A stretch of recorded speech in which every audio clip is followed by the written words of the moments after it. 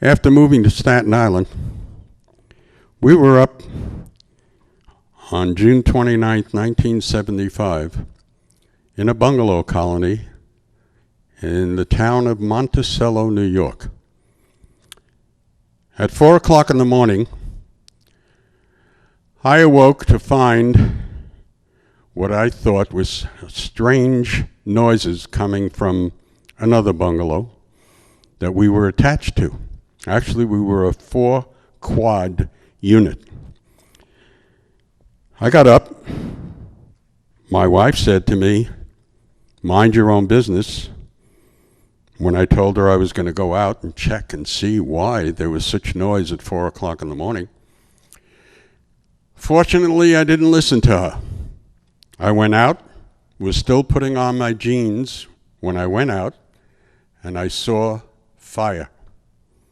I immediately started yelling, "Fire, fire, fire," and ran around the bungalows and ended up saving, including my wife and 2 children, 11 lives. I guess myself also. It was quite an experience, needless to say, because 30 seconds after everyone got out, all the windows blew and smoke billowed out all over. In the morning, when we all saw our clothing burned up and other items, radios, TV, so forth, I decided this was going to be the first day of the rest of my life, and decided at age 36 to become an entertainer. I spent the summer watching people like Mal Z. Lawrence, Freddie Roman, Sal Richards, so many good stand-up comics at that time were up there in the Catskill Mountains of New York. At the end of the summer, I went to a place that Sal Richards started in called the Top Hat in Franklin Square, Long Island. And at that time, I not only won the talent show that took place, but I was made the MC for a number of weeks afterwards. It was a great start, a quick start, even though I put it off for too long a period of time. And I guess that's one of the things I want to instill in my grandchildren. If you got something in mind that you want to do in the future, get to it, do it, try it. Don't let it go by, because it really changed my life around. I went into a talent show at Gil Hodges' bowling alley, and I won that contest.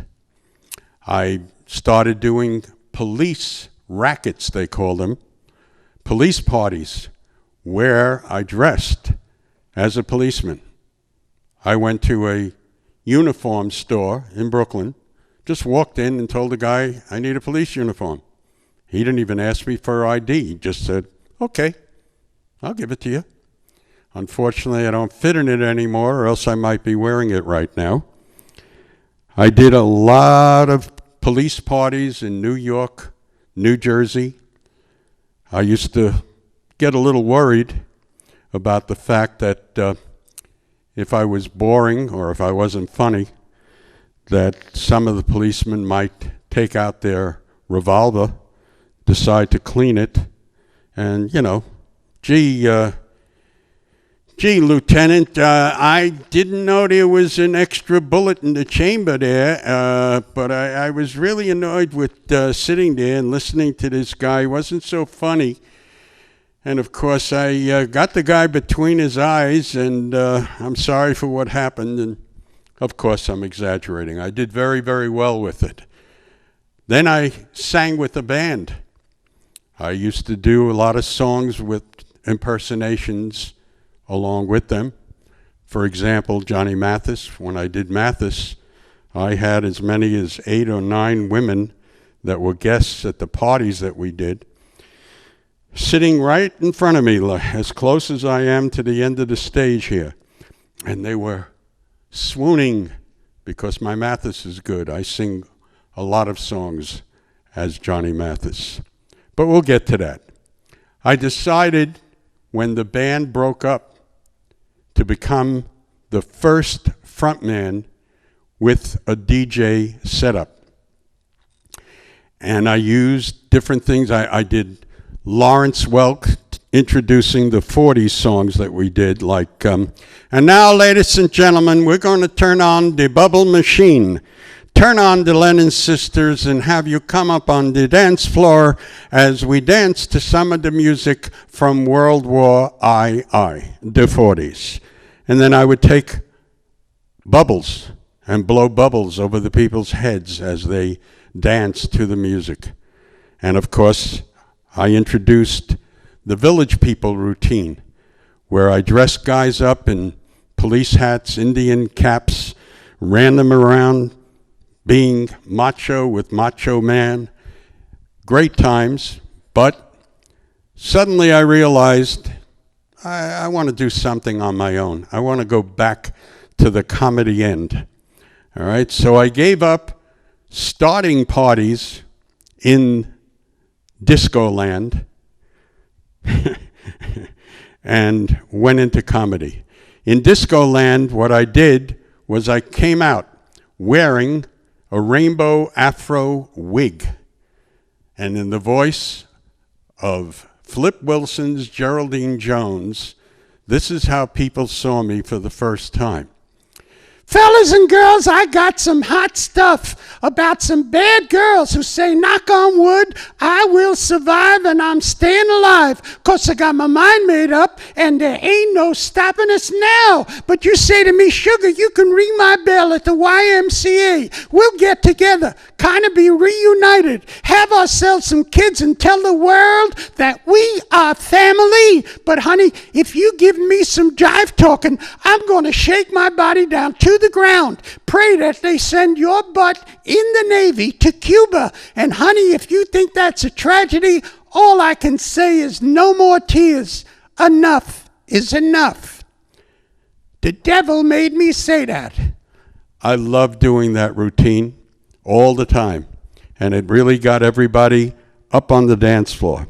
Ironically, talking about in the Navy, I have my oldest grandson now in San Diego, California, in the Navy, and I know he's going to enjoy this as well as everyone else. In those days, I used to do things like, again, bringing back Mathis. How about Mathis and Eddie Murphy doing a song together that isn't a Mathis song like Chances Are or It's Not For Me To Say? Goes something like this. You tell me that you're leaving. I can't believe it's true. Girl, there's just no living without you. Don't take your love away from me. Don't you leave my heart in misery, 'cause if you go, then I'll be blue. And breaking up is hard to do. Remember when you held me tight, hug and kiss me through the night. Think of all we've been through, and this is Gumby singing to you. Also, I did things like the Bunkers. By the way, Glenn Miller played songs that made the hit parade. Guys like us, we had it made. Those were the days.